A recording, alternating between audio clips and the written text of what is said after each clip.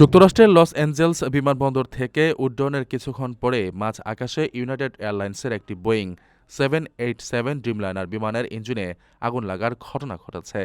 এ যান্ত্রিক ত্রুটির জেরে ফ্লাইটটি পুনরায় লস অ্যাঞ্জেলস বিমানবন্দরে জরুরি অবতরণ করতে বাধ্য হয়। যদিও সোমবারের এই ঘটনায় বড় ধরনের বিপদ এড়ানো গেছে এবং যাত্রীদের নিরাপদে সরে নেওয়া সম্ভব হয়েছে। জানা গেছে, ইউনাইটেড এয়ারলাইন্সের ফ্লাইট 2127 লস অ্যাঞ্জেলস থেকে নিউজার্সির নিউইয়র্ক বিমানবন্দরের উদ্দেশ্যে যাত্রা শুরু করেছিল। কিন্তু উড্ডয়নের মাত্র 40 মিনিটের মাথায় বিমানটির একটি ইঞ্জিনে আগুন ধরে যায়। সামাজিক যোগাযোগ মাধ্যমে ছড়ে পড়া ভিডিওতে দেখা যায় বিমানের জানালার বাইরের ইঞ্জিনে দাউ দাউ করে আগুন জ্বলছে, যা দেখে যাত্রীদের মধ্যে আতঙ্ক ছড়িয়ে পড়ে। পরিস্থিতি বিবেচনায় পাইলট তাৎক্ষণিকভাবে বিমানটিকে ঘুরিয়ে লস অ্যাঞ্জেলসে ফিরিয়ে আনেন।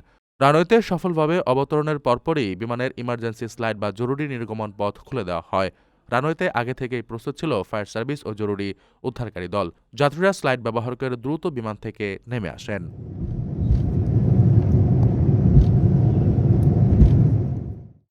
প্রবাসীদের জন্য নির্মাণ হচ্ছে দেশের প্রথম স্মার্ট সিটি, যেখানে থাকছে স্কুল, মসজিদ, হাসপাতাল, সুইমিং পুল, হেলিপ্যাড, পাঠাগার, জিম, সুপারমার্কেট, শিশু পার্ক সহ সকল নাগরিক সুবিধা।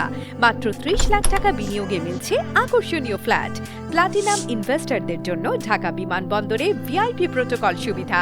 বিস্তারিত জানতে যোগাযোগ করুন স্ক্রিনে দেয়া হোয়াটসঅ্যাপ অথবা ইমো নাম্বারে।